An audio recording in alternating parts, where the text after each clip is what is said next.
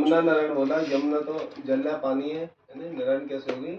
यमुना जो थी वो सूर्य की बेटी है, यमराज की बहन है, शनिदेव की बहन है। सूर्य जब विराट रूप में भगवान की आंखें, सूर्य और चंद्रमा, चाहे हम दिन में पाप करें, रात को करें, छिप के करें, कभी भी पाप करें, जैसे सूर्य की किरणें हमारे ऊपर गिरती हैं तो उसी समय हमारा डाटा पूरा रिकॉर्ड हो जाता है और चित्रगुप्त तक पहुंच जाता है। चित्रगुप्त तुरंत लिख लेता है। ये इंटरनेट भगवान ने पहले से लगा रखा है। और सत्य भगवान की उसका जो अंश हुआ वो भी नारायण हुआ।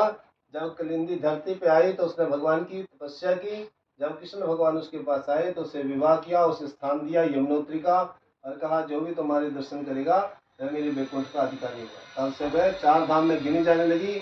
उत्तर दिशा के 4 धाम हुए यमुनोत्री, गंगोत्री, बद्रीनाथ और केदारनाथ। और सत्य भगवान की जो हम जल देखते हैं केवल उसके चरणों का जल है। वह पहाड़ों पे बैठ करके तपस्या करें। सूतवाद सूजी कहने लगी कि एक समय में सुंदर काशीपुर नगर में बहुत ही निर्धन ब्राह्मण रहता था। वह ब्राह्मण निर्धन क्यों था? किसी का कर्जा ले लिया जाए, देने की इच्छा हो, देने से पहले मृत्यु हो जाए तो अगला जन्म निश्चित निर्धनता का भोगता है। जो ये सोचते हैं अगले दिन कृष्णा देखा जितना मिल रहा है खा जाओ, तो अगले दिन पशु का प्राप्त करते हैं, तब तक बोझ होते हैं जब तक कर्जा समाप्त नहीं हो जाता।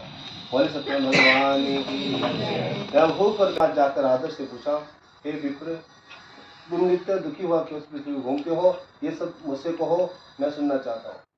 ब्राह्मण बोला कि मैं बहुत ही निर्धन ब्राह्मण हूँ और भिक्षा के लिए पृथ्वी पर निकला हूँ। हे भगवान, यदि आप इसका कोई भी उपाय जानते हो तो कृपा करके मुझसे कहो। तो वृद्ध ब्राह्मण कहने लगे कि सत्यनारायण भगवान मनचाहा फल देने वाले हैं, इसलिए हे ब्राह्मण तो उनका व्रत और पूजन का, जिसको करने से मनुष्य सब प्रकार के दुखों से मुक्त हो जाता है। ब्राह्मण को इस व्रत का सारा विधान बतलाकर वृद्ध ब्राह्मण का रूप धारण करने वाले सत्यनारायण भगवान वहां से अंतर ध्यान हो गए।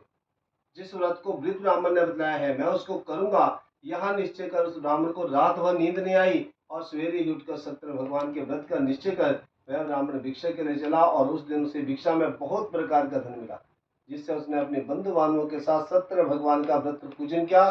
सत्य देव की कृपा से वह धन पुत्र आदि से युक्त हुआ और अंत समय में मोक्ष गति को प्राप्त हुआ। और सत्य भगवान की। एक समय में लकड़हारा जब वहां पहुंचा ब्राह्मण के घर में तो उसने ब्राह्मण को व्रत करते हुए देखा। उन्हें नमस्कार करके कहने लगा, ये आप क्या कर रहे हैं और इसके करने से क्या लाभ मिलता है, ये सब विस्तार से वर्णन करें। तो उन्होंने सारा विधान बताया।